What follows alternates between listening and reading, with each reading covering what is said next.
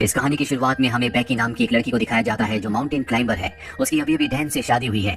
Dan भी एक mountain climber है। इन दोनों को ही पहाड़ों पर चढ़ने का शौक है और इस वक्त भी ये पहाड़ों के ऊपर चढ़ रहे होते हैं। बेकी के साथ उसकी दोस्त भी होती है और अब डैन जब ऊपर चढ़ रहा होता है तभी उसे एक घोंसला दिखता है और जब वो उसके अंदर हाथ डालता है तो उसके अंदर का पक्षी उड़ जाता है, जिस वजह से डैन का बैलेंस बिगड़ जाता है और वो ऊपर से नीचे गिर जाता है। पर वो रस्सी से बंधा हुआ है, इसीलिए अब वो हवा में लटक गया है। अब ना वो ऊपर आ सकता है और ना ही नीचे। ये दोनों के दोनों डैन को बचाने की कोशिश करते हैं लेकिन ये उसकी मदद नहीं कर पाते और तभी उसकी रस्सी का क्लिप निकल जाता है। डैन की ऊपर से गिरने से मृत्यु हो जाती है। इस हादसे के 51 हफ्तों के बाद हमें बेकी को दिखाया जाता है जो पूरी तरह से शराब में डूब चुकी है, क्योंकि वो अपने पति डैन से, जिससे वो बहुत प्यार करती थी, उसे अब भी याद करती है। उसने अब तक उसकी अस्थियों को विसर्जित नहीं किया।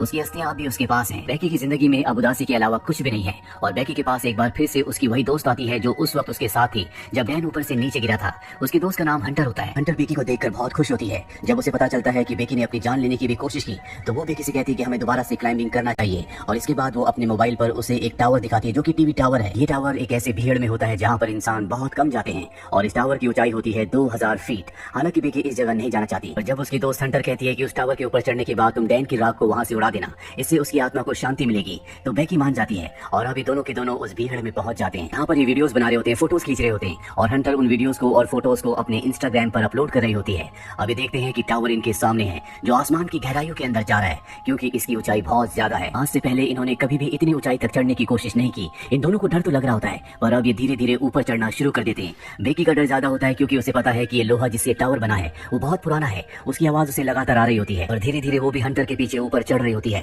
और जब ये आधे टावर तक पहुंच जाते हैं तो इन्हें एहसास होता है कि यहाँ पर हवाएं बहुत तेज है। ये हाइट इतनी होती है जितनी आईफिल टावर की है, यानी लगभग पूरे 1000 फीट। अभी लगातार ऊपर चढ़ना शुरू कर देते हैं और जब बेकी नीचे देखती है तो उसे डर लगना शुरू हो जाता है क्योंकि उसने पिछले 1 साल से क्लाइंबिंग नहीं की। लगातार ऊपर चढ़ते हुए अब ये टॉप तक पहुंचने वाले होते हैं तभी बेकी सीढ़ी पर पैर रखती है और वहां से एक स्क्रू गिर जाता है जिसके बारे में इन्हें पता नहीं चलता। अभी दोनों के दोनों 2000 फीट यानी कि टावर के ऊपर तक पहुंच चुके हैं, जहां से इन्हें दुनिया बहुत अलग दिख रही होती है। इतनी हाइट पर चढ़ने के बाद, एक टारगेट को अचीव करने के बाद अब बेकी को भी अच्छा लग रहा होता है। ये दोनों के दोनों यहाँ पर एंजॉय करते हैं, बहुत सारी फोटोज क्लिक करते हैं। साथ ही हंटर जो ड्रोन कैमरा अपने साथ यहाँ पर लाई होती है उसे वो अपनी वीडियोस भी बनाती है ताकि इंस्टाग्राम पर अपलोड कर सके।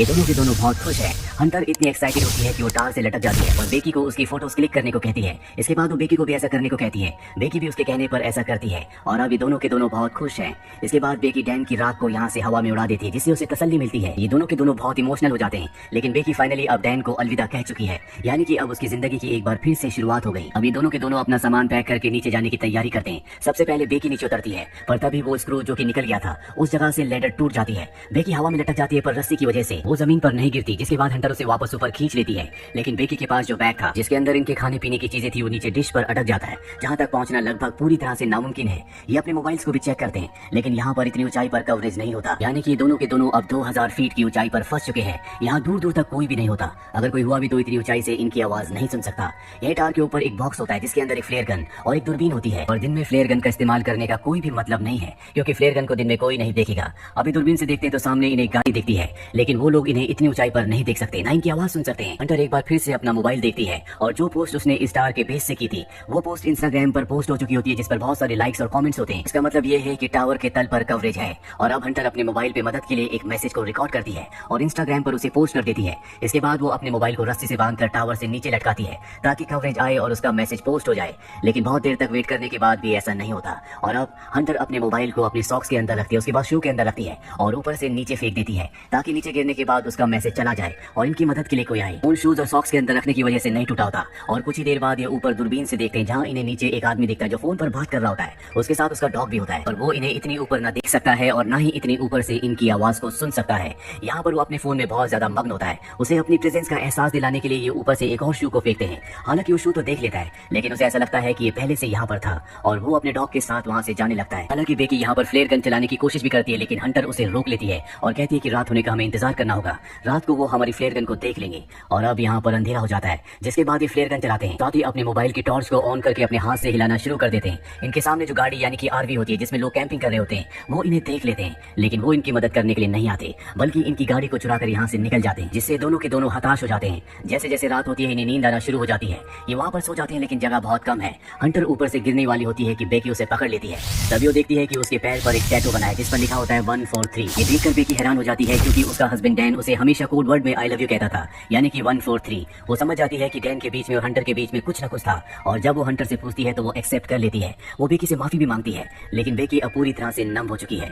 बेकी की नजर अब भी उस बैग पर होती है जो बैग नीचे एंटीना में यानी कि डिश पर अटका हुआ है। उसके अंदर इनका ड्रोन और खाने पीने की चीजें हैं। किसी भी कीमत पर इन्हें उस बैग को ऊपर लाना होगा, पर वहाँ पर सीढ़ियां नहीं होती, इसीलिए उस बैग तक पहुंचना इतना आसान नहीं है। पर हंटर जो कि बहुत ही साहसी होती है, वो रस्सी की मदद से नीचे जाना शुरू करती है, पर इससे पहले कि वो डिश तक पहुंचती रस्सी खत्म हो जाती है। हंटर जंप लगाकर डिश तक पहुंच जाती है। अब उसके पास बैग है, लेकिन रस्सी उससे दूर होती है। वो सेल्फी स्टिक की मदद से बैग को रस्सी में अटकाती है और इसके बाद खुद भी जंप मारकर रस्सी को पकड़ लेती है। पर रस्सी से ऊपर चढ़ना इतना आसान नहीं है, क्योंकि इसमें बहुत ताकत लगती है और उसके हाथ जख्मी हो रहे होते हैं, जिस वजह से रस्सी उससे छूट जाती है और नीचे गिर जाती है। बेकी जब नीचे देखती है तो वो अब भी रस्सी से अटकी हुई होती है और वो उसे रस्सी के साथ ऊपर खींच लेती है, जिस वजह से उसकी जान बच जाती है। अब इनके पास इनका ड्रोन है, जिसे ये मदद मंगवाने के लिए यूज करना चाहते हैं। ये एक पेपर पर लिखते हैं कि हमें मदद की जरूरत है, हम टावर के ऊपर अटक चुके हैं, और उस पेपर को ये ड्रोन के साथ फिक्स कर देते हैं और अब ये ड्रोन को उड़ाते हैं। पर तभी इन्हें पता चलता है कि इनके ड्रोन की बैटरी बहुत ज्यादा डाउन है, वो सामने दूर दिख रहे घर तक नहीं पहुंच सकता, इसीलिए इन्हें ड्रोन को वापस बुलाना पड़ता है। और अब एक बार फिर से रात हो जाती है।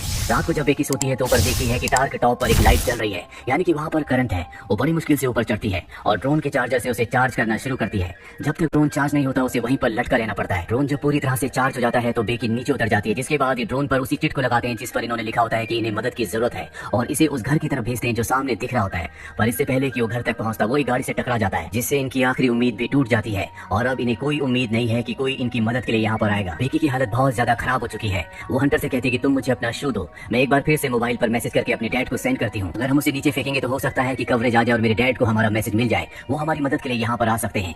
लेकिन हंटर उसे मना कर देती है और तभी उसे एहसास होता है कि उसके साथ हंटर है ही नहीं, वो अकेली है। दरअसल जब हंटर नीचे बैग लेने के लिए गई थी तो सच में ऊपर आते हुए उससे रस्सी छूट गई थी, जिससे उसकी मृत्यु हो गई थी और अब भी उसकी बॉडी डिश के ऊपर होती है। दरअसल बेकी सिर्फ यहाँ पर हेलुसिनेट कर रही होती है, पर अब उसे सच्चाई का पता चल चुका है कि वो इस स्टार के ऊपर अकेली है और उसकी जीने की उम्मीदें पूरी तरह से खत्म हो चुकी है। वो मरने से पहले अपने पिता के लिए आखिरी मैसेज रिकॉर्ड करती है, लेकिन वो यहाँ से डिलीवर नहीं हो सकता क्योंकि यहाँ पर कवरेज नहीं है। वो वहीं पर सो जाती है और सुबह जब उसकी नींद खुलती है तो वो देखती है कि वहाँ पर एक वल्चर उसके घाव को खा रहा है। वो उसे पकड़कर मार देती है। इसका मतलब ये है कि अब उसके पास भोजन भी है। इसे खाने के बाद उसके अंदर ताकत आती है और वो तय करती है कि अब वो नीचे डिश तक रस्सी के सहारे जाएगी, जहाँ पर उसकी दोस्त हंटर की बॉडी है। बड़ी मुश्किल से वो रस्सी से नीचे उतरती है और हंटर की बॉडी तक यानी कि डिश तक पहुंच जाती है, जिसके बाद वो हंटर के शू के अंदर अपने मोबाइल को रखती है और उसे हंटर की बॉडी के साथ फिक्स कर देती है। वो हंटर को सॉरी कहती है और इसके बाद वो हंटर की बॉडी को शू के साथ नीचे फेंक देती है ताकि सेलफोन डिस्ट्रॉय ना हो। दरअसल पिछली बार जब इन्होंने शू के साथ सेलफोन को नीचे फेंका था तो वो डिस्ट्रॉय हो गया था, जिस वजह से इनका मैसेज कभी डिलीवर हुआ ही नहीं। और अब जबकि उसने बॉडी के साथ शू के अंदर मोबाइल को डालकर नीचे फेंका है तो वो पूरी तरह से सुरक्षित रहेगा। दरअसल टावर के ऊपर कवरेज ना आने का ये भी कारण होता है कि यहाँ पर इसके अपने इतने सिग्नल होते हैं कि वो दूसरे सभी प्रकार के सिग्नल्स को ब्लॉक कर रहा होता है। एक बार फिर से रात हो जाती है और बेकी के फादर यहाँ पर आ जाते हैं। वो देखते हैं कि टावर के आसपास भीड़ है और वहाँ पर बेकी की डेड बॉडी है जिसे पुलिस ले जा रही है। ये देखकर वो पूरी तरह से टूट जाते हैं क्योंकि वो अपनी बेटी से बहुत प्यार करते हैं। पर तभी वो देखते हैं कि पीछे बेकी खड़ी है जो पूरी तरह से ठीक है, उसके साथ डॉक्टर्स भी होते हैं। वो बेकी को अपने गले से लगा लेते हैं और इस तरह से बेकी की जान बच जाती है। उम्मीद करते हैं कि ये कहानी आपको पसंद आई होगी।